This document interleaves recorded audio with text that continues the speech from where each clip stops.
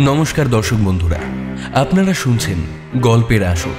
আর আমাদের চ্যানেলে ইতিমধ্যে এসে গেছে গোয়েন্দা রুদ্রদার রহস্য রোমাঞ্চ সিরিজ। আমাদের গল্পের ভাণ্ডার পেয়েছে ফেলুদা, ব্যোমকেশ কাকাবাবুর মতো শ্রদ্ধেয় চরিত্র। এবার আপনারা শুনে দেখুন রুদ্রদার বেশ কিছু রহস্য রোমাঞ্চ অ্যাডভেঞ্চার সিরিজ। আর সিরিজের 3টি গল্প ইতিমধ্যেই আমাদের চ্যানেলে এসে গেছে, তাই সেইগুলো শুনে আসার সাদর আমন্ত্রণ জানালাম। এই রকম রুদ্রদার সাথে আরও রহস্যের জট ছাড়াতে আর বহু অ্যাডভেঞ্চারের সঙ্গী হতে সাবস্ক্রাইব করে দিন আমাদের পরিবার। চলুন শুরু করা যাক লেখক রূপম রায়ের কলমে রুদ্রদা ও আনুবিস চুরির রহস্য।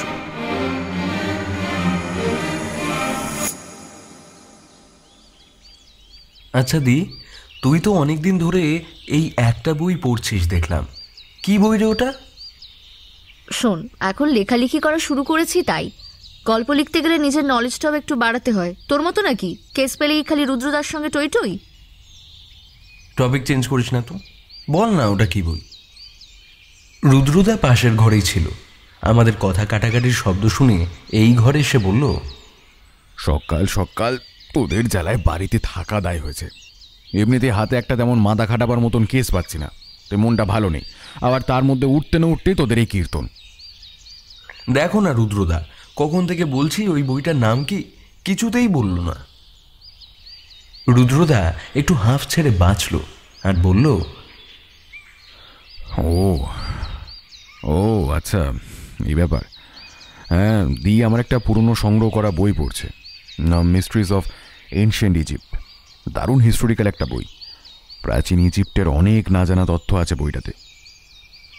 প্রাচীন ইজিপ্টের কথাটা শোনা মাত্র দ্বিগুণ উৎসাহে বললাম, যেমন যেমন কিছু একটা ঘটনা বলো।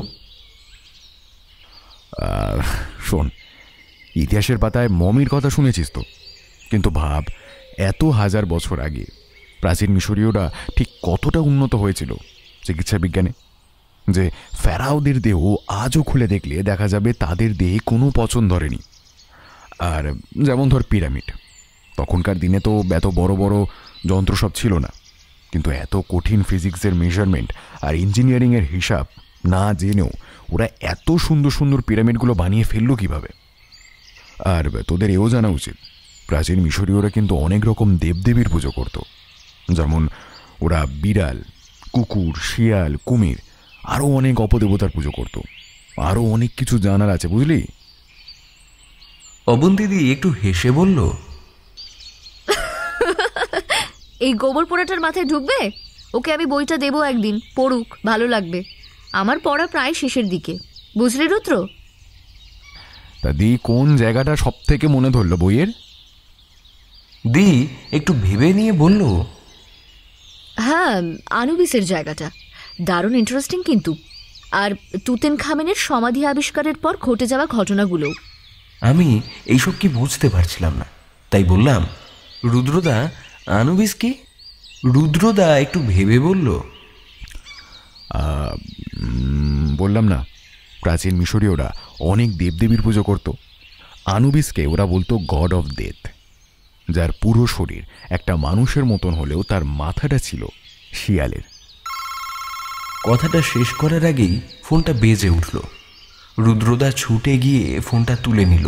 তারপর, হ্যালো, রুদ্রশঙ্কর রায় স্পিকিং। হ্যাঁ বলুন শান্তনুবাবু, এক্ষুনি বেরোতে হবে? খুব জরুরি দরকার? আচ্ছা আচ্ছা আচ্ছা আচ্ছা, আমি আসছি যত তাড়াতাড়ি সম্ভব। আচ্ছা, আপনি গাড়ি পাঠালে তো ভালোই হয়। বেশ বেশ, রাখুন। রুদ্রদা রিসিভারটা নামিয়ে রেখে বলল, চলনি, তৈরি হয়ে নে। একটা অকশন হাউসে চুরি, কয়েক লাখ টাকার একটা দামি পাথরের মূর্তি খোয়া গেছে। রাখালবাবু গাড়ি পাঠাচ্ছেন নিশ্চয়ই। দাঁড়াও দাঁড়াও, আমি তৈরি হয়ে আসি। আমিও রুদ্রদা তৈরি হতে হতেই গাড়ির শব্দ পেলাম। গাড়ি বাড়ির নিচে এসে হর্ন দিল। অবন্তিদিও খালি বসেছিল। ও আজ আমাদের সাথেই যাচ্ছে এই কেসটায়।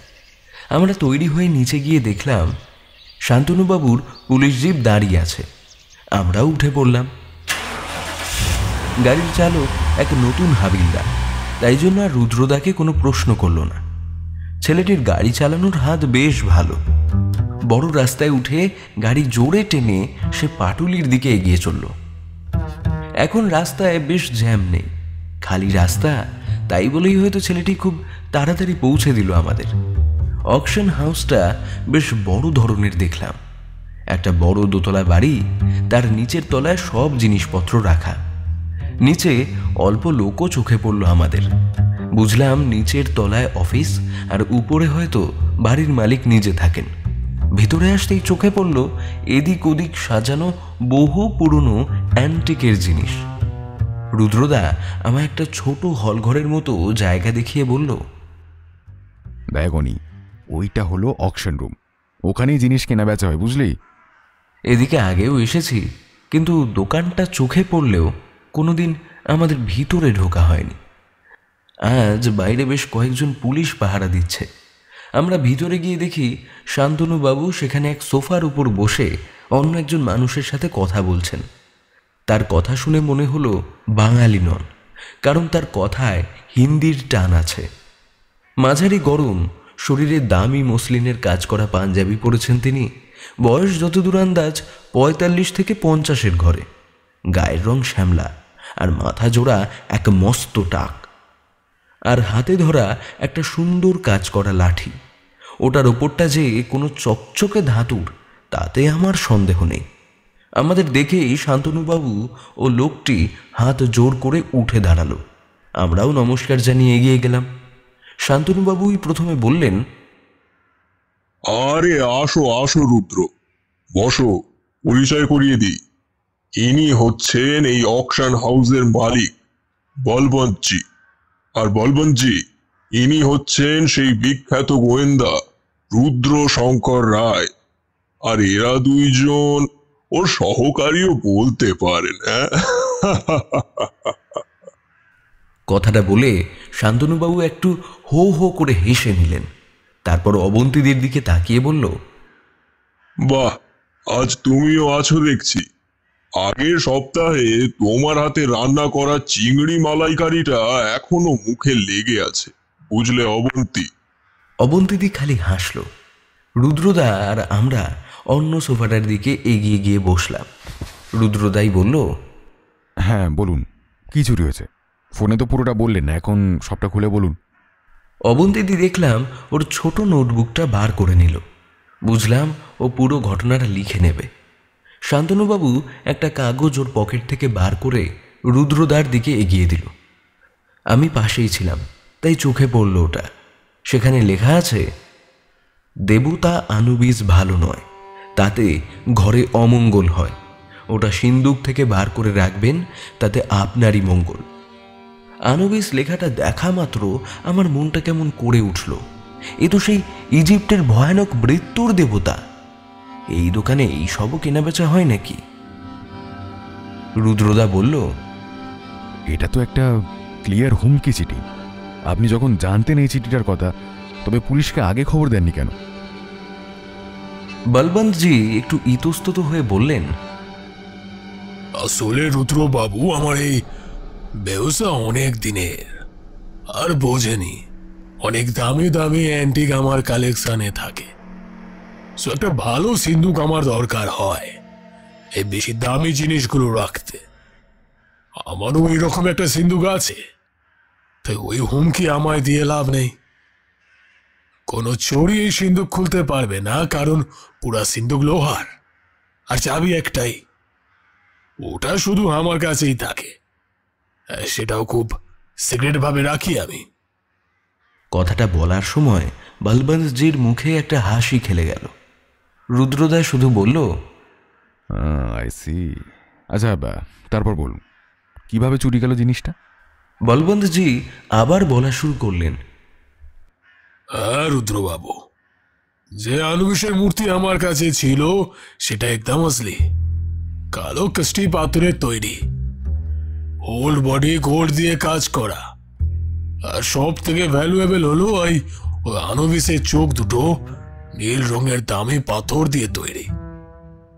ওই মূর্তি খুব ইজিপ্ট থেকে এসেছে, আর কোনো এক সমাধি ক্ষেত্রে নাকি ওটা পাওয়া গেছিল। তারপর তারপর চোরা মার্কেট ঘুরে সেটা ধীরে ধীরে আমার হাতে আসে। আর মূর্তিটার একটা হিস্টোরিক্যাল ভ্যালু আছে, বুঝতেই পারছেন। তাই ওটার দাম এখন কত একটা আন্দাজ নিশ্চয়ই করতে পারছেন রুদ্রবাবু। শান্তনুবাবু একটু মাথা নাড়িয়ে বলল, তা লাখ তিনেক তো হবে। বলবন্তজি হেসে বললেন, ওই মূর্তি আসল ভ্যালু হলো কমসে কম 10 লাখ, আর সেটার জন্যই ওটা চুরি গেছে। 10 লাখ? কথাটা শুনে আমার মনটা কেমন যেন করে উঠল।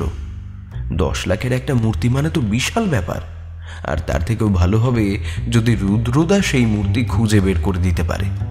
আমার খুব ইচ্ছা ওই মূর্তিটা একবার দেখার। সে যাই হোক, বলবন্তজি বললেন, এই যে আজ ফ্রাইডে, সো এই মূর্তিটা আজই অকশনে ওঠার কথা। কিন্তু আমাদের অকশন হাউসের একটা নিয়ম আছে, যদি কোনো অ্যান্টিক বেচতে হয় সেটা শোরুমে সাজিয়ে রাখতে হয়, যাতে মানুষ ওটা দেখে তারপর ভ্যালু বুঝে কিনবে। সবসময় রাতে ওটা সিন্ধুকে থাকলেও এই 3 দিন অকশন রুমে থাকার জন্য ওটা তোলা হয়নি। আর আজ সকালে ঘুম থেকে উঠে দেখি সেই মূর্তি নেই। ভাবুন একবার, সকাল সকাল কত বড় লস হয়ে গেল আমার। রুদ্রদা দেখলাম এতক্ষণ চুপ করে থেকে ওর কথাগুলো শুনছিল। এবার বলল, আচ্ছা বলবন্তজি, আপনি বললেন মূর্তিটা 3 দিন অকশন রুমে ছিল। তার মানে কেউ না কেউ মূর্তিটা পছন্দ করেছে বা কেউ কিনবে বলে কথা বলেছে। তার মধ্যে কি আপনার কাউকে সন্দেহ হয়? বলবন্তজি একটু ভেবে বললেন, হ্যাঁ, আমি এই কথাটাও ভেবে দেখেছি। ওই মূর্তি খরিদনার জন্য আমার কাছে মোট 3টে মানুষ এসেছিল। বলতে পারেন দে আর এক্সট্রিমলি রিচ। নিলামে উঠলে তাদের মধ্যে কেউ একটা ওটা আমার থেকে কিনতো, এটা আমার জানা। তা ওদের কাউকে সন্দেহ হয় কি? তা 2 জনকে তো হয় না, কারণ ওরা খানদানি বড় লোক, সো ওরা টাকা দিয়ে জিনিসটা কিনবে আমার মনে হয়। কিন্তু একটা লোক নাম আকাশ সিং আছে, আগেও আমার দিয়ে অনেক অনেক দামি অ্যান্টিক্স কিনেছে। তবে ও আমায় বলেছিল ওর কাছে এখন অত টাকা নেই। তবে ওর মূর্তিটা কেনার ইচ্ছে ছিল because of its historical value, no. কিন্তু আমার কি করার বলেন, যে ভালো দাম দেবে তাকেই তো ওটা আমি দেবো। আমার অকশনের নিয়ম তো তাই। আর আমি ওকে বলেইছিলাম ফ্রাইডে অকশন, যদি আপনি ওই টাকা জোগাড় করতে পারেন তবেই কিনে নেবেন আমার থেকে নিলামে উঠলে। লোকটা তখন তার গরম রক্ত চোখে আমার দিকে তাকিয়েছিল রুদ্রবাবু, আমার আজও মনে পড়ে। শান্তনুবাবু পিছন থেকে বললেন, তা কি করেন তোমার এই আকাশ সিং? আর বাকি যে 2 জন আছে তাদের নাম ঠিকানাও আমায় জানতে হবে, তাতে পুলিশের সুবিধাই হবে। আর আমার তো মনে হয় এই আকাশ সিংকে সরাসরি জেরা করলেই হয়তো আসল মাল বেরিয়ে আসবে। রুদ্রদা তাতে বাধা দিয়ে বলল, না শান্তনুবাবু, আপনি তা পারেন না, কারণ আপনার কাছে তার বিরুদ্ধে কোনো প্রমাণ নেই। তাই কারো বাড়ি গিয়ে আপনি আর্ধযোগ তল্লাশি চালাতে পারবেন না। শান্তনুবাবু একটু মাথা চুলকে বলল, তাও ঠিক, কিন্তু ওদের নাম ঠিকানা আর সব ডিটেলস তো আমার চাই। বলবন্তজি, আপনার কাছে পেয়ে যাব আশা করি। সে আমি জানিয়ে দিচ্ছি, লেকিন ও মূর্তি আমার যেভাবেই হোক চাই। আর তাই আমি রুদ্রবাবুকে এই কেসটা দিচ্ছি যেন খুব তাড়াতাড়ি আমার মূর্তিটা ফিরে পাই। রুদ্রদা এবার উঠে গিয়ে বলল, আপনার সেই সিন্দুকটা দেখা যায় যেখানে ওই মূর্তিটা থাকতো? কিন্তু মূর্তিটা তো এই 3 দিন বাইরে বার করাই ছিল, তাই তাই ওটা দেখে লাভ কি হবে? ওটাও তো খালি। তাও আপনারা বলছেন যখন, আপনারা আমার সাথে আসুন আমার ওপরের ঘোরে। আমরা সিঁড়ি দিয়ে উঠে গেলাম বলবন্তজির পিছন পিছন। বেশ বড় ধরনের বিদেশি কায়দায় সাজানো উপরটা। বলবন্তজি একটা ঘরের সামনে এসে আমাদের দিকে ঘুরে বললেন, আপনারা একটু বাইরে দাঁড়ান, আমি এই সিন্দুকটা একটু খুলে নি। হ্যাঁ, বুঝতেই পারছেন, আমি এই সিন্দুকের চাবি খোলার ব্যাপারটা সিক্রেটই রাখতে চাই। কেউ আপত্তি করল না। 2 মিনিটের মাথায় আমাদের ঘরে আসতে বললেন তিনি। ঘরের এক কোণায় একটি টেবিলের উপর রাখা সিন্দুকটা বেশ সুন্দর কাজ করা, ওটা এখন খোলা রয়েছে আর সেটা ফাঁকা।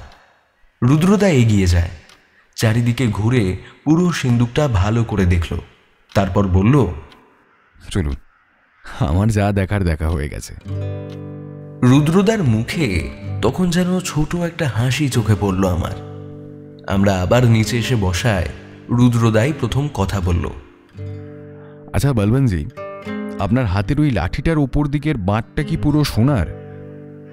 বলবন্তজি একটু থমকে অবাক হয়ে বললেন, হ্যাঁ রুদ্রবাবু, আমার একটা শোক বলতে পারেন। রুদ্রদা বলল, আর বলবন্তজি, ওটা তো অনেক দামি মূর্তি, তবে আপনি ওটার ইন্স্যুরেন্স করিয়ে রাখেননি? তাহলে তো আর কোনো চিন্তাই করতে হবে না।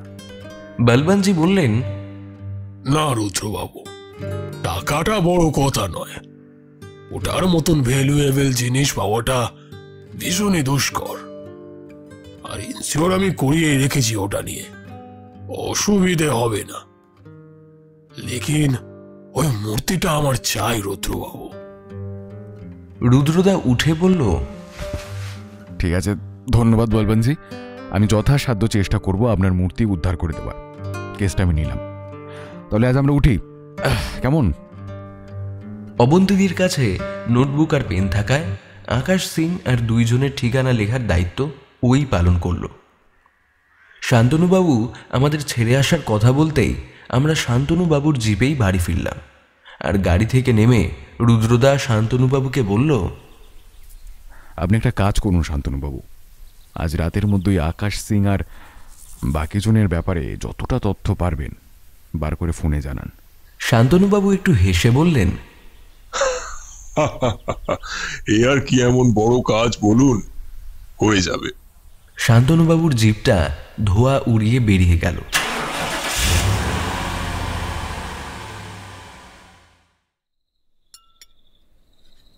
সেই দিন খাওয়ার টেবিলে বসে রুদ্রদা বলল, গণেশদি, আমার খুব ইচ্ছা ছিল ওই আনুবিজের আসল মূর্তিটা নিজের হাতে দেখার, তার জন্য এই কেসটা হাতে নিলাম। জিনিসটার অনেক ভ্যালু আছে। অবন্তীদি শুধু বলল, সে তুই যা ইচ্ছা কর, তবে কেসটা সলভ করার পর কিন্তু সব হিসাব করে পুরোটা বলতে হবে, ওটা তোর কাজ। আমি রুদ্রদা আর দিদির মাঝে বসে এইসব কথা শুনছি। একটা প্রশ্ন আমার মাথায় ঘুরপাক খাচ্ছিল, করেই ফেললাম। আচ্ছা রুদ্রদা, বলবন্তজি কিন্তু আমাদের সামনে ওর সিন্দুকটা খুলল না, আর যদি ওটা কোনো চাবি দিয়ে খুলে থাকে তবে একবারও চাবির ঝনঝন ধাতব শব্দ হবে না? রুদ্রদা বলল, হ্যাঁ উনি, ব্যাপারটা তুই ভালোই ধরেছিস, আমিও ভাবছিলাম এটা নিয়ে। তবে ওটা যে বড় কোনো ব্যাপার না, কারণ উনিও তো সাবধানে চাবিটা লাগিয়েছিলেন। তবে আর একটা ব্যাপার তোরা লক্ষ্য করিসনি, যেটা শুধুমাত্র আমি দেখেছি। অবন্তীদি উত্তেজিত হয়ে বলল, কি? আমি যখন সিন্দুকটার কাছে গেলাম সেখানে কোনো চাবি লাগানোর লক কিন্তু পেলাম না, তার জায়গায় ছিল একটি মাত্র ছিদ্র। তাই বলাই যায় উনি হয়তো অন্য কিছু ব্যবস্থা করে রেখেছেন সিন্দুকটা খোলার জন্য। আমি তৎক্ষণাৎ বললাম, তাহলে কি নম্বর প্যাটার্ন আছে সিন্দুকের নিচে বা কোথাও? রুদ্রদা একটু হেসে বলল, হতেই পারে। সেই দিন দুপুরে আর তেমন কিছু ঘটেনি। আমি দুপুরে বসে বসে দিদির ওই বইটা পড়ে দেখছিলাম। ইজিপ্ট নিয়ে লেখা দারুণ একটা বই। সে যাই হোক, রাতের বেলা খালি বসার ঘরে ফোনটা বেজে উঠল। শান্তনুবাবু ফোন করে বললেন, হ্যাঁ রুদ্র, শোনো, আকাশ সিং লোকটা সত্যি সন্দেহজনক। কারণ লোকটা পেশায় একজন ইতিহাসের অধ্যাপক, আর ওনার কাছেও অনেক ইতিহাসের পুরানো অ্যান্টিক্স আছে। আর ভদ্রলোক ইদানিং রেসের মাঠে জুয়া খেলা শুরু করেছেন। আর খবর নিয়ে জানলাম উনি বেশ ভালো মোটা টাকা জিতেওছেন এই জুয়াতে, বুঝলে কিনা? তাই বলাই যায় ওনার হঠাৎ করে বড়লোক হওয়ার কারণ ওইটাই। তবে লোকটার বাড়িতে আনুবিসের মূর্তিটা আছে বা উনি নিয়েছেন কিনা সেটা বলা যাবে না। আর লোকটার আর্টের হাত বেশ ভালো, দারুণ হাতের কাজ জানেন। তবে লোকটার অ্যান্টিক্স কালেকশনটা নিজের ইতিহাসের প্রতি ভালোবাসার জন্যই। এই গেল আকাশ সিং এর গল্প। আর অন্য দুইজন, ওরা তো হলো জাত বড় লোক। ওদের মূর্তিটার ভ্যালু নিয়ে বিশেষ কোনো মাথা ব্যথা নেই, ওরা শখের জন্য অ্যান্টিক্স জমায়। তাই আশা করি ওদের নিয়ে চিন্তা করার কোনো ব্যাপার নেই। আর আসল কথা, আকাশ সিংকে কিন্তু দিনের বেলা পাবে না রুদ্র। অধ্যাপক মানুষ তো, তাই চেষ্টা করবে ওর বাড়ি বিকেলের দিকে যাওয়ার। লোকটাকে তখন বাড়ি পাবে আশা করি। রুদ্রদা খালি শান্তনুবাবুকে বলল, ঠিক আছে, তবে আকাশ সিং লোকটাকে একটু বাজিয়ে দেখা যাক, যদি কেঁচো খুঁড়তে কেউ উঠে বেরিয়ে পড়ে। ওকে, ধন্যবাদ শান্তনুবাবু। রুদ্রদা ফোন রেখে বলল, কাল আমি একবার নিজের পরিচয় গোপন রেখে আকাশ সিং লোকটার বাড়ি যাব। লোকটাকে একবার দেখে আসা যাক, কি বলিস অনি? তার জন্য আমার তোকে দরকার হবে, কাল তৈরি হয়ে নিস। আমার মনটা কেমন যেন বলছিল রুদ্রদা আমায় সাথেই নেবে। সেটাই হলো। পরের দিন সন্ধ্যাবেলা চাটা খেয়ে আমি তৈরি হয়ে নিলাম। রুদ্রদা দেখলাম একটা স্যুট পরে তৈরি হয়ে এলো, আর ওর কাঁধে ঝুলছে একটা ক্যামেরা। রুদ্রদার এই ক্যামেরাটা ও যখন কলেজে পড়তো তখন ওর ফটোগ্রাফির শখ ছিল, তাই কিনেছিল। আমিও ভালো মতো ওটা ইউজ করতে পারি, কিন্তু ও ওটা নিয়ে এগিয়ে এসে আমার গলায় ঝুলিয়ে দিয়ে বলল, শোননি, তুই এখন একজন কলেজের স্টুডেন্ট, আর তোর হিস্ট্রি প্রজেক্টের জন্য কিছু দারুণ অ্যান্টিক্সের ছবি চাই। তাই জন্য আমরা আকাশ সিংয়ের বাড়ি যাচ্ছি। আর আমি তোর দাদা, কলেজের নাম জিজ্ঞেস করলে বলে দিবি বিবেকানন্দ ইউনিভার্সিটি। ব্যাস, সব মনে থাকবে তো যা যা বললাম? উনি একজন প্রফেসর, তাই ওটার সুযোগ নেই আমাদের সব জানতে হবে। আর লোকটা কিছুতেই স্টুডেন্টকে ফিরিয়ে দেবে না আশা করি। আমি বললাম, ট্যাক্সি নেবে নাকি রুদ্রদা? রুদ্রদা বলল, তার দরকার পড়বে না, বেশি দূরে নয়, আমাদের বাড়ি থেকে মিনিট 20 হাঁটার পথ। গল্প করতে করতে পৌঁছে যাব। চ। তাই চলো তাহলে। আজ ফুটপাতে বেশি ভিড় নেই, তাও বর্তমান গাড়ির হর্নের আওয়াজ, পাশ দিয়ে যাওয়া বাসের কন্ডাক্টরের চিৎকার, ওপাশ দিয়ে ফেরিওয়ালার শব্দ, সব মিলিয়ে কিন্তু কলকাতা তার জায়গাতেই আছে। রাস্তায় বাতিগুলো জ্বলে গেছে। রুদ্রদা আর আমি পথ ধরে হাঁটছি। রুদ্রদা আমায় বলল, চলানি, এই গলির ভেতরটা দিয়ে যাওয়া যাক। একটু অন্ধকার হবে ঠিক, কিন্তু তাড়াতাড়ি পৌঁছে যাব। সত্যি বেশ সময় কমই লাগলো। আমরা সেই রাস্তা পেরিয়ে বড় রাস্তায় পড়ার সাথে সাথেই আমাদের চোখে পড়ল এক পেল্লায় দোতলা বাড়ি। বাড়ির গেটটাই অনেক বড়। একটা পাহারাদার গেটে বসে আছেন। আমাদের দেখেই তাড়াতাড়ি গেট খুলে দিল। বাড়িটার দরজা অবধি সেই আমাদের এগিয়ে দিল। বড় বেশ একটা বাগান বাড়ি অবধি চলে গেছে। তার মাঝখানে পাথর বিছানো রাস্তা। সেইখানে একটা সাদা রঙের অ্যাম্বুসার গাড়ি দাঁড়িয়ে আছে। রুদ্রদা এগিয়ে গিয়ে ডোরবেল টিপতেই সামনে একটি চাকর এসে দরজা খুলে দিল, আর আমাদের নিয়ে গেল একটা বসার ঘরে। চাকরটা আমাদের বসতে বলে চলে গেল। উনি যে কোনো অধ্যাপক হবেন তার বলে দিতে হয় না, কারণ ওনার ঘরে বসতেই এক আলমারি ভর্তি বই রাখা, আর ঘর সাজানো বহু সুন্দর সুন্দর মূর্তি আর ফুলদানি দিয়ে। বোঝা গেল লোকটার ঘর সাজানোর শখ আছে। এমন সময় ঘরে প্রবেশ করল একজন বছর 40-এর ভদ্রলোক। ছিপছিপে শরীর, প্রায় 6 ফুটের কাছাকাছি হাইট হবে। নাকের কাছে একটা মোটা গোঁফ, যা লোকটার ব্যক্তিত্বকে 100 গুণ বাড়িয়ে দিচ্ছে। উনি প্রবেশ করার সাথে সাথেই রুদ্রদা উঠে প্রণাম জানালো। উনি হাতে একটা সিগারেট খাচ্ছিলেন। আমাদের দেখেই রাশভারী গলায় বলে উঠলেন, আপনারা? আপনাদের তো ঠিক চিনলাম না। রুদ্রদা নম্র গলায় বলল, নমস্কার, আমার নাম সুবিমল, আর এটা আমার ছোট ভাই অনিরুদ্ধ। আমিও ছোট করে নমস্কার জানিয়ে দিলাম। সে ঠিক আছে, কিন্তু আপনাদের আগমনের কারণটা বলুন। রুদ্রদা এবার বলল, এই যে আমার ভাইটিকে দেখছেন, ইতিহাসের ছাত্র, ওর কলেজে নাকি কী সব প্রজেক্ট দিয়েছে, তাই কিছু পুরনো ইজিপ্টের অ্যান্টিক্সের ছবি লাগবে। ও ক্যামেরাও নিয়ে বেরিয়েছে। আমি শুনেছি আপনি অনেক অ্যান্টিক্স কালেক্ট করেন, তাই ওকে আপনার কাছেই নিয়ে এলাম। যদি দয়া করে আপনি ওকে ওইগুলোর কিছু ছবি তুলতে দেন তাহলে খুব ভালো হয় স্যার। আকাশ সিং লোকটা দেখলাম রুদ্রদার কথা একটু খুশি হয়েই বললেন, ও আই সি। কেউ যদি জিনিসগুলো দেখতে চায় আমি দেখাতে পারি, তবে অতি সাবধানে ওই সমস্ত জিনিস হ্যান্ডেল করতে হয়। আপনারা আমার সাথেই আসুন উপরের ঘরে। তা আপনার ভাইয়ের কোন কলেজে পড়া হয়? আমি নিজেই বললাম, বিবেকানন্দ ইউনিভার্সিটি। আচ্ছা আচ্ছা, বুঝলাম।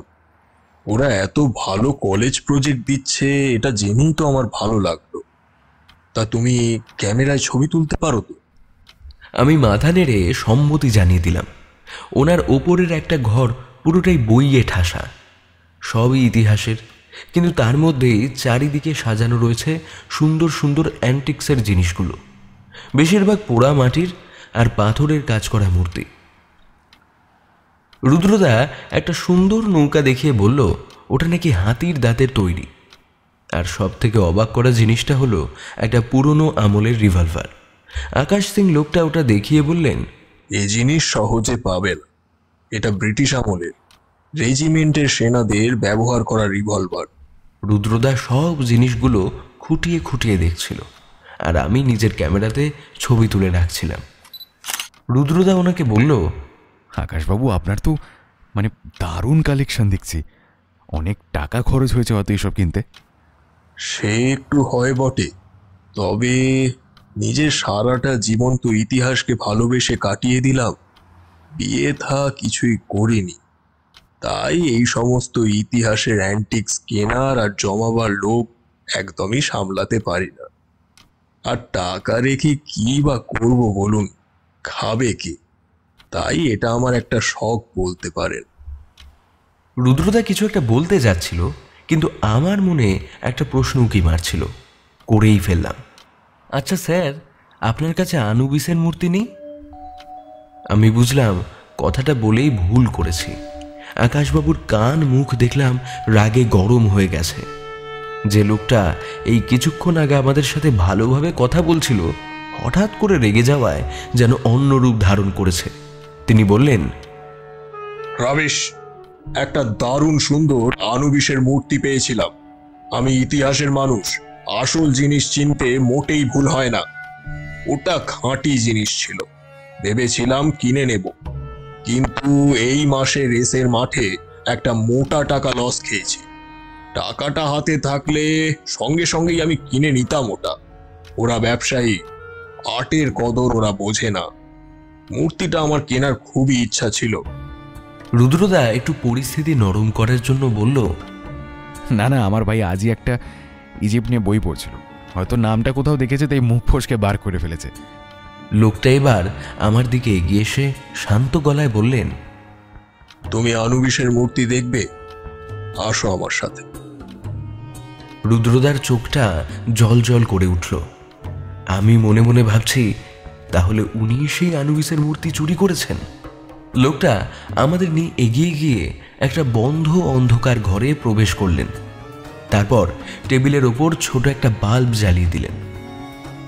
সেই টেবিলের ওপর নানা ধরনের কাজের যন্ত্রপাতি রাখা আছে। এদিক ওদিক ছড়িয়ে আছে অনেক বড় পাথরের টুকরো। হঠাৎ আমার মনে পড়ল, শান্তনুবাবু বলেছিলেন ওনার হাতের কাজ নাকি খুব ভালো। তিনি এগিয়ে গিয়ে একটা ড্রয়ার খুলে একটা কালো জিনিস বার করে আনলেন। সেটা দেখে তো আমি কারণ হাত বিগত এর কালো পাথরের তৈরি একটা মূর্তি। অতি নিপুণভাবে মূর্তিটা তৈরি করা হয়েছে। মূর্তিটা দেখে কেমন যেন ভয় হয়। মূর্তির পুরো শরীরটা মানুষের মতো হলেও মুখটা শিয়ালের মতো। আর সেই দেবতার পুরো শরীর জুড়ে খোদাই করা রয়েছে অসংখ্য গহনা। শিল্পীর হাতের প্রশংসা না করার কোনো প্রশ্নই ওঠে না। রুদ্রদা বলল, আপনার তো দারুণ হাত মশাই, এত সুন্দর মূর্তি যে আপনি বানিয়েছেন বিশ্বাস করতে পারছি না, কিন্তু আপনি এটা বানালেন কিভাবে? আকাশবাবু দেখলাম একটা শান্ত গলায় বললেন, খুব সহজ। আমি যেদিন অকশন হাউসে মূর্তিটা দেখতে গিয়েছিলাম, একটা ক্যামেরাও ছিল আমার সাথে। মালিক বলবন্ত লোকটা দেখার আগেই একটা ছবি তুলে রেখেছিলাম, সময় করে বানিয়ে ফেললাম। দারুণ দারুণ হাতের কাজ আপনার। আমি ছবিতে দেখেছিলাম, পুরো সেই রকম মনে হলো মূর্তিটা। আসল মূর্তিটা দেখলে বুঝতেন ওটা কতটা ভ্যালুয়েবল। ওটা এর থেকেও 1000 গুণ বেশি সুন্দর। ওই মূর্তিটার দুটো চোখ নীল রঙের দামি পাথরের, আর মূর্তির সব অলংকার সোনার তৈরি। একটুর জন্য হাতছাড়া হয়ে গেল আমার। তারপর এটা ওটা অল্প কথার পর সেইখানে আর বসিনি। আমরা নমস্কার জানিয়ে বেরিয়ে পড়লাম। বেরোনোর আগে আকাশবাবু আমাদের বললেন, আপনারা ফিরবেন কিসে? ট্যাক্সি ডেকে দেব? রুদ্রদা হাসি মুখে বলল, এ বাবা, না না, এসবের কোনো দরকার নেই, আমরা চলে যাব, কাছেই আমাদের বাড়ি। আমরা আবার হাঁটতে শুরু করলাম। পরে বুঝেছিলাম ওই পরামর্শটা মেনে নিলেই হয়তো ভালোই করতাম। আমরা আবার বড় রাস্তা পেরিয়ে আবার সেই গলির পথেই গেলাম। আগেরবার আসার সময় বেশ তাড়াতাড়ি হয়েছিল। আমি রুদ্রদাকে প্রশ্ন করলাম, আচ্ছা রুদ্রদা, কি বুঝলে? আমার তো আকাশ সিং লোকটা বেশ ভালো বলেই মনে হলো। রুদ্রদা নিজের মনে কিছু বিড়বিড় করতে করতে যাচ্ছিল। আমার কথা শুনে সে বলল, একটা সোজা জিনিস মাথায় আসছে না। উনি আকাশ সিং লোকটার যেরকম হাতের কাজ দেখলাম, উনি কি সত্যি ওটা ফটো দেখে বানিয়েছেন না আসলটা চুরি করে, সেটা কিন্তু আমরা জানি না। তাই সন্দেহটা বেশিভাবে দানা বাঁধছে ওর ওপর। হতে পারে চুরিটা ওই করেছে, আর হুমকি চিঠিটাও ওনারই দেওয়া। আমি বললাম, আচ্ছা রুদ্রদা, তুমি ওকেও সন্দেহ করছো নাকি? আমার তো মনে হলো না তিনি এইসবের মধ্যে জড়িয়ে আছেন বলে। রুদ্রদা বলল, মনি, তুই ঠিকই ধরেছিস, উনি আমার সন্দেহ তালিকায় ছিলেন, আর এখন তো সামনাসামনি দেখা করে আরও পরিষ্কার হয়ে গেলাম। আমরা এগোচ্ছি গলির একটা অন্ধকার অংশ দিয়ে। সব জায়গায় অল্প স্বল্প আলো থাকলেও সেই জায়গাটা একটু বেশি অন্ধকার। আমরা সেইখান দিয়ে এগিয়ে যাব, এমন সময় হঠাৎ করে সামনে 3টি অন্ধকার মূর্তি দেখা গেল। গলিটার এত অন্ধকার থাকলেও তাদের দুজনের হাতে মোটা ধরনের লাঠি আছে তা বলে দিতে হয় না। ওই পাশে একটা বড় ডাস্টবিন ছিল, তার চারপাশে বড় ময়লার স্তূপ। ওইখানে ওরা হয়তো গা ঢাকা দিয়ে লুকিয়েছিল। রুদ্রদা আমার হাতে একটা চাপ মেরে আস্তে করে বলল, ভয় পাস না অনি, চুপচাপ দাঁড়িয়ে থাক। এমন সময় ওদের মধ্যে একজন এগিয়ে এসে বলল,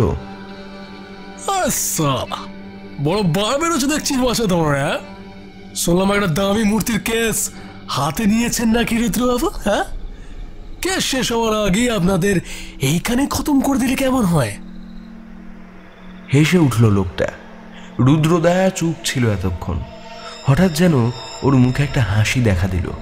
সে হেসে নিজের বাজ খাই গলায় নির্ভয়ে জবাব দিল, রুদ্রশঙ্কর রায় তোদের মতন ভাড়াটে গুন্ডাদের ভয় পায় না রে। তোদের যে পাঠিয়েছে তাকে বলে দিস মূর্তিটার কেস আমার হাতে এসেছে, সেটা যেভাবেই হোক আমি উদ্ধার করবই। ওদের মধ্যে আবার সেই লোকটা বলে উঠল, বেশি কথা বললে না এখানেই মেরে দেবো শালা। রুদ্রদা নিজের পকেটে হাত বাড়ালো আর বার করে আনলো ওর রিভলভারটা। সামনে লোকগুলো রুদ্রদার হাতে রিভলভার দেখা মাত্র একটু একটু করে পিছ হতে শুরু করলো। রুদ্রদা রেগে বলে উঠল, তোদের এখানে কে পাঠিয়েছে বল, বল তাড়াতাড়ি, নলে কিন্তু গুলি মেরে তোদের সব করার খুলি উড়িয়ে দেবো। কিন্তু মুহূর্তের অসাবধানতা বশত চোখের নিমেষে অবকাশ পড়ার আগে দেখলাম লাঠি নিয়ে দাঁড়িয়ে থাকা লোকটা রুদ্রদার হাতে একটা বাড়ি মারল। মুহূর্তের মধ্যে রুদ্রদার হাতে ধরা রিভলভার গিয়ে পড়ল মাটিতে। এই সুযোগে আমাদের ওপর ঝাঁপিয়ে পড়ল লোকগুলো। রুদ্রদা সামনের ষণ্ডা দুটো লোককে লক্ষ্য করে এগিয়ে গেল, আর অন্য লোকটা আমার দিকে এগিয়ে এলো। আমার মুখ লক্ষ্য করে লাঠি দিয়ে একটা বাড়ি মারবে বলে। আমি এক লাফে ছিটকে পড়লাম পাশে, তারপর লোকটাকে লক্ষ্য করে একটা লাথি ছুড়ে দিলাম। লোকটা সেটা দেখে হকচকিয়ে গেল। মুহূর্তের মধ্যে আমি চোখ মুখ বন্ধ করে ইয়া বলে চিৎকার করে ঘুষি চালিয়ে দিলাম ওর তলপেটে। লোকটা এমনিতে একটু রোগাটে ধরনের ছিল, সে এবার ছিটকে পড়লো ডাস্টবিনটার দিকে।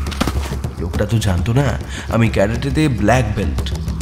ওই রকম লোককে শুইয়ে দিতে আমার বেশি সময় লাগবে না। লোকটা তখন মাটিতে পড়ে গোঙাচ্ছে, কিন্তু হঠাৎ আমার রুদ্রদার দিকে নজর গেল। ওদিকে তখনও ধস্তাধস্তির শব্দ হচ্ছে। দুটো কালো শরীর ঝাঁপিয়ে পড়েছে রুদ্রদার উপর, তাদের একজনের হাতে লাঠি।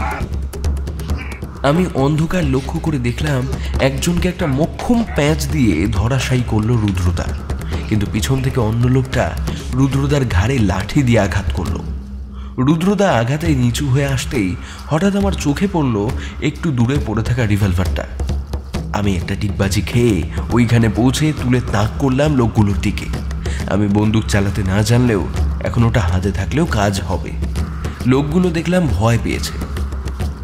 আমি বন্দুক হাতে অতি সাবধানে রুদ্রদার দিকে এগিয়ে গেলাম। রাস্তায় এই সুযোগে লোকগুলো চোখে নিমেষে দেয় ছুট। অন্ধকার গলির মুখের কাছে গিয়ে ডান দিকে ঘুরে তারা অদৃশ্য হয়ে গেল।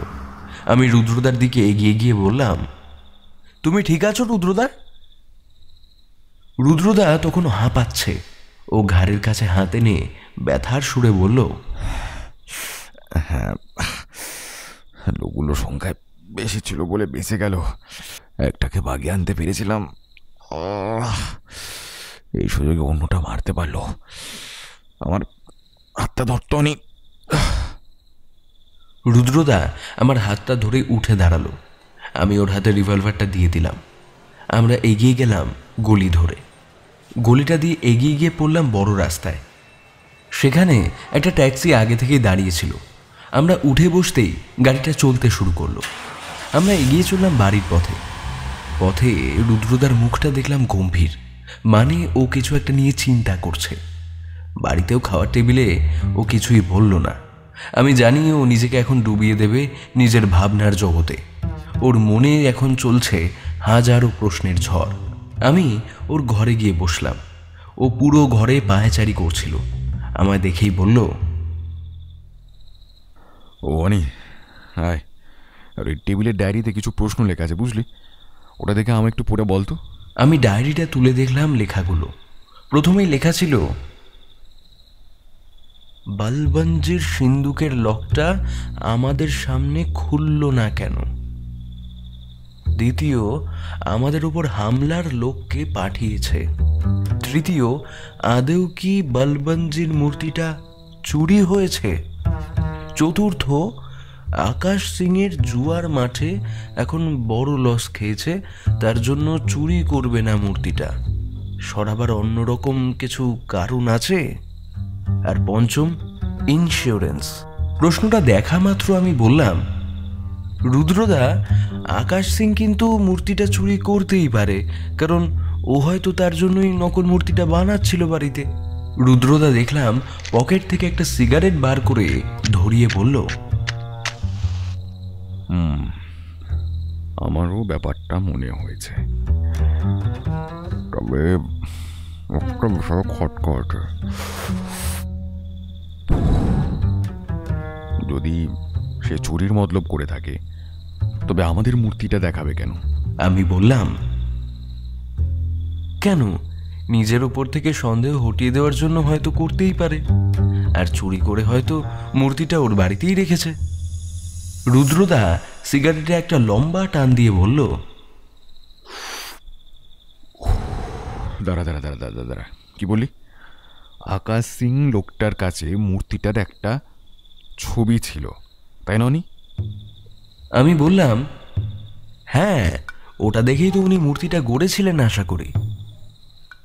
রুদ্রদা উত্তেজিত হয়ে বলল, ধন্যবাদ অনি, অনেকক্ষণ ধরেই খটকাটা আমার মনে দাগ কাটছিল। এটা হতে পারে। ওয়েট, আমি শান্তনুবাবুকে একটা ফোন করে আসছি।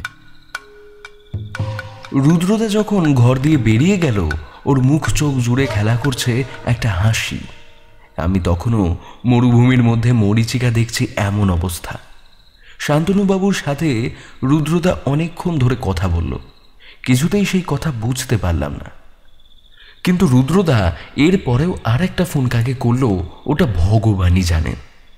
রুদ্রদা আমার কাছে এগিয়ে এসে বলল, অনি, সব কিছু ক্লিয়ার হয়ে গেছে। তোর আনুবিসের মূর্তি দেখার শখ ছিল না? কাল নিজের হাতে ধরতে পারবি আসল আনুবিসের মূর্তি। আমি দেখলাম রুদ্রদার মুখে হাসি। যখন ও সব রহস্যের জট ছাড়িয়ে নিয়েছে, কাল শুধু যবনিকা পতন ঘটার দিন। রুদ্রদা, তুমি কি বলছো আর কি বুঝলে আমার মাথায় অন্তত ঢোকেনি। রুদ্রদা হেসে বলল, কাল সকালটা হতে দে, সব মাথায় ঢুকে যাবে। আর সব রহস্যের সমাধান হয়ে গেছে, এখন ঝটপট ঘুমিয়ে পড়।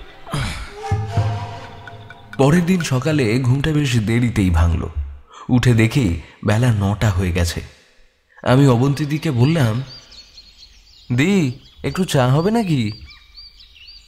অবন্তীদি রান্নাঘরেই ছিল। সে বলল, এখানে চা করাই আছে, একটু গরম করে আনছি, দাঁড়া।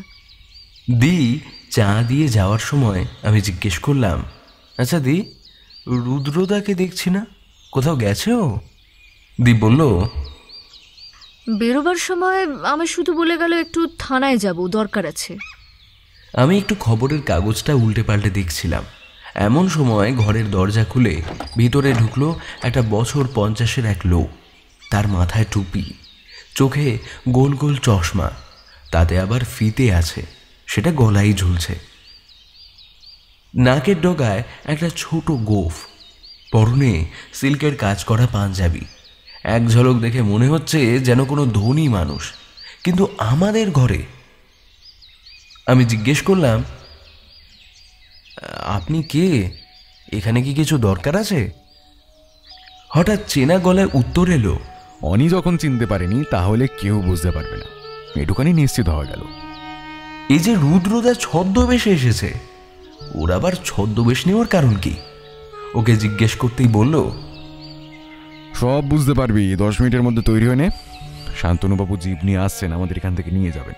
তার আগে চল, তোকে একটু সাজিয়ে নেওয়া যাক। বলতে না বলতেই রুদ্রদা ওর সাজার বাক্স খুলে আমার মাথায় পরিয়ে দিল একটা পরচুলা, আর আমার নাকে চলে গেল এক মস্ত গোঁফ। আমার পুরনো একটা সিল্কের পাঞ্জাবি ছিল, সেটাই গলিয়ে নিলাম। হালকা জলখাবার খেয়ে নিতে নিতে গাড়ির শব্দ পেলাম। বুঝলাম শান্তনুবাবু এসে পড়েছেন।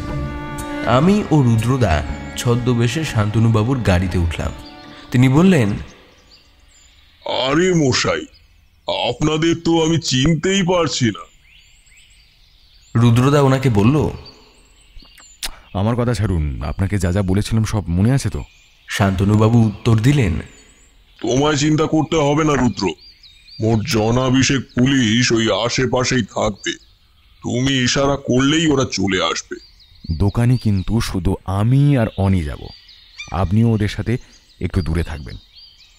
আর অনি, তুই যত পারবি কম কথা বলার চেষ্টা করবি, আর যদি কথা বলিস তবে গলার আওয়াজ একটু ভারী করে কথা বলবি। বাকিটা আমি সামলে নেব, আর বেশি সময় নেব না, খুব তাড়াতাড়ি মিটে যাবে।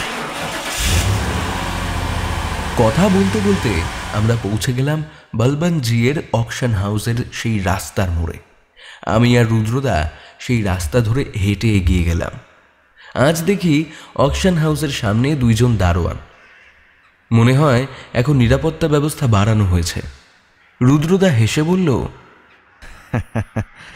তুইও যদি কিছু না করি 10 লাখ টাকার মতন হাতে পাস, তাহলে তুইও তোর বাড়ির সামনে এরকমই দারোয়ান বসাবি রে। আমি ওর কথার মাথামুন্ডু কিছুই বুঝতে পারলাম না। আমরা 2 জন এবার দোকানে প্রবেশ করলাম। রুদ্রদা দেখলাম সোজাসুজি প্রবেশ করলো নিচে রাখা অ্যান্টিক্সগুলো পেরিয়ে বলবন্তজির ঘরে। প্রবেশ করেই গলাটা একটু খক করে কেশে একটা অতি বয়স্ক গলায় বলল, ভেতরে আসতে পারি? রুদ্রদা ওর গলাটা এতটা বয়স্ক করতে পারে প্রথমবার দেখলাম। বলবন্তজি নিজের হিসাব করছিলেন। আমাদের দেখেই উঠে নমস্কার জানিয়ে বললেন, আসেন আসেন, কি লাগবে বলুন। অনেক পুরানো আর দামি এন্টিক্স পাবেন আমার দোকানে। রুদ্রদা ওর বয়স্ক গলায় বলল, আমি দোকানের সব অ্যান্টিক্স দেখলাম, কিন্তু আমি যেটা খুঁজছি সেটা দেখলাম না। একটা পুরনো ভ্যালুয়েবল আনুবিসের মূর্তি আছে নাকি আপনাদের কাছে? ওটা পাওয়া যাবে? টাকা যা বলবেন পুরোটাই পাবেন, ওটা নিয়ে আমি চিন্তা করি না। বলবন্তজি একটু ইতস্তত করে বললেন, হ্যাঁ ছিল মূর্তিটা, লেকিন আনফর্চুনেটলি ওটা চড়িয়ে গেছে। কিন্তু যদি আপনি 12 লাখ দেন, ওটার মতন একটা মূর্তি আমার কাছে আছে, ওটা পাবেন। হ্যাঁ হ্যাঁ, নিয়ে আসুন, আমি দেখবে, আর ভালো হলে চেকে পেমেন্ট করে নিয়ে যাব। বলবন্তজি দেখলাম রুদ্রদার কথা একটু খুশি হয়ে বললেন, আপনারা বলছেন ওটা অত দামি জিনিস, বুঝতেই পারছেন, তাই ওটা আমি সিন্ধুকের ভিতর রাখি, উপর দিয়ে নিয়ে আসতে হবে। বসেন আপনারা। আমরা বসলাম। বলবন্তজি ওর লাঠিটা নিয়ে ওপরের দিকে এগিয়ে গেল। হঠাৎ দেখলাম রুদ্রদা উঠে দাঁড়ালো। বাইরে দোকানে দুটো লোক অ্যান্টিক্স দেখছিল। রুদ্রদা ওদের হাতের ইশারায় ডাকতেই এপাশ ওপাশ দিয়ে অনেক পুলিশ এসে ঢুকলো দোকানে। তাদের প্রত্যেকের হাতেই বন্দুক। দোকানের নতুন সিকিউরিটিগুলো দেখলাম ভয়ে পিছনে গুটিয়ে গেছে। এ কি, ওদের মধ্যে থেকে শান্তনুবাবুর পিছন থেকে সাথে বেরিয়ে এলেন আকাশ সিং। আমি বুঝলাম না উনি এখানে কি করছেন। হঠাৎ এমন সময় এক হাতে মূর্তিটা নিয়ে অপর হাতে লাঠিটা ধরে সিঁড়ি দিয়ে নেমে আসছিল বলবন্তজি। কিন্তু বাইরে এত পুলিশ দেখে হয়তো হকচকিয়ে গেছে, আর ভয়ে ওনার পা এগোচ্ছে না। লাঠিটা দেখলাম ওনার হাতের থেকে পড়ে সিঁড়ি দিয়ে গড়িয়ে গড়িয়ে এসে পড়ল ঘরের সামনে। রুদ্রদা ততক্ষণে নিজের ওই বুড়োর বেল খুলে ফেলে একটা সিগারেট ধরিয়ে নিয়েছে। সে এগিয়ে গেল ওই লাঠিটার দিকে, ওটাকে হাতে তুলে নিয়ে বলল, আচ্ছা, আপনার সিন্দুকটা তো আপনি কারো কাছে খোলেন না, ওটা নাকি সিক্রেট। চলুন, আজ আমি আপনাকে খুলে দেখাচ্ছি। আর আকাশবাবু, আপনি ওনার হাত থেকে আনুবিসের মূর্তিটা নিয়ে দেখুন তো ওটা আসল কিনা। আপনার মতন পাকা শিল্পীর চোখ আশা করি ওই আসল মূর্তি দিতে পারবে না। বলবন্তজি তখন রাগে ফুঁসছে। আপনাদের কাছে কি কোনো প্রমাণ আছে? হ্যাঁ, এটা আসল মূর্তি। শুধু শুধু আমাকে এমন বিনা প্রমাণে দোষ দেওয়ার সাহস কে দিল আপনাদের? হ্যাঁ, রুদ্রদা হেসে জবাব দিল, আরে কত প্রমাণ চাইছেন বলবন্তজি? চলুন, সব আজ আপনি বুঝতে পারবেন। রুদ্রদা ওনার কাছে গিয়ে ওর হাত দিয়ে মূর্তিটা ছিনিয়ে নিল। বলবন্তজি পাথরের মতো খালি দাঁড়িয়েই রইলেন, কোনো কথা বললেন না। রুদ্রদা সেই মূর্তিটা আকাশ সিং এর হাতে দিয়ে বলল, দেখুন তো আকাশবাবু, এইটা আসল কিনা। আকাশ সিং ওটা ভালো করে দেখে বললেন, কোনো সন্দেহ নেই যে এটাই আসল। আপনারা না হলে এই ফটোগুলোর সাথে মিলিয়েও দেখতে পারেন। বলবন্তজি দেখলাম রাগের মাথায় গজগজ করে বলল, আমি আমার মূর্তি আমার কাছে রেখেছি, তাতে দোষটা কি আছে? রুদ্রদা হেসে জবাব দিল, আর মূর্তিটার ইন্স্যুরেন্স বাবদ 10 লাখ টাকা কোম্পানির থেকে নিয়েছেন। ওটার কি বলবন্তজি? ভালোই তো নিজের মূর্তিটা নিজেই চুরি করালেন, আবার ভালো মতো ঘটনাটা সাজিয়ে পুলিশকে বললেন, ভাবলেন বেঁচে যাবেন, তাই না? এটা দোষ নয় বলবন্তজি? বলবন্তজি দেখলাম তখনও ঘামছে। আমি জানি ওর বুকটা এখন হাঁপড়ের মতো ওঠানামা করছে। আমি রুদ্রদাকে বললাম, সব তো বুঝলাম, কিন্তু আগের দিন উনি আমাদের সামনে সিন্দুকটা খুললেন না কেন? রুদ্রদা হেসে বলল, তা দেখাবেন কেন? ওটানোর আসল চাল, ওটা যে উনি ছাড়া কেউ খুলতে পারবেন না, কারণ ওটার চাবি থাকতো শুধু উনার কাছেই। চলুন, আজ দেখাচ্ছি ওই সিন্দুকটা রহস্য। চলুন। রুদ্রদার হাতে তখন বলবন্তজির লাঠিটা, যেটার মাথার দিকটা পুরো সোনার। আমরা ওপরের ঘরে প্রবেশ করতেই সবার সামনেই রুদ্রদা হাতের লাঠিটা তুলে ধরে বলল, চলুন, সবাই আজ একটা আলাদা চাবি দেখতে চলেছেন, সোনার চাবি দেওয়া সিন্দুক।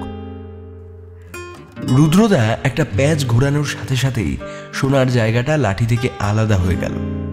রুদ্রদা সোনার লাঠিটার ওপরের আধা অংশ নিয়ে এগিয়ে গেল সিন্দুকটার দিকে। তারপর নিজের ছুচালো চাবির মতো অংশটা ঢুকাতেই খুট শব্দ করে খুলে গেল সেটা। আমরা ততক্ষণে অবাক। রুদ্রদা বলল, এই বলবানজি, আপনার সব প্রমাণ পেয়ে গেছেন তো? বলবানজি আর কোনো কথা বলার অবস্থায় নেই, ওরা সবার বোঝা হয়ে গেছে। রুদ্রদার হাতে এখন জলজল করছে আসল কালো কোষ্টি পাথরের তৈরি আনুবিসের মূর্তিটা। পুরো মূর্তিটার শরীরের কাজ সোনার আর অতি নিখুঁত। মূর্তিটা কাছ থেকে ভালো করে দেখলাম, কালো ভয়ানক মানুষরূপী শরীরে ধর বসানো আছে একটা ধূর্ত খ্যাক শিয়ালের। চোখ দুটোয় জলজল করছে দুটো নীল রঙের দামি পাথর। এটাকেই বলে ইজিপ্টের ডেথ অফ গড। এটাই সেই আনুবিসের মূর্তিটা। ওটা দেখেই আমার মনটা কেমন যেন ছ্যাঁত করে উঠল। সেটা ভয়ের কিনা বলতে পারবো না। রুদ্রদা ওটা শান্তনু বাবুর হাতে তুলে দিয়ে বলল, এই নিন আপনার মূর্তি আর আপনার আসামি। এবার আপনার যা করার আপনি করুন শান্তনু বাবু। আমি আজ উঠি। ওটা নেই।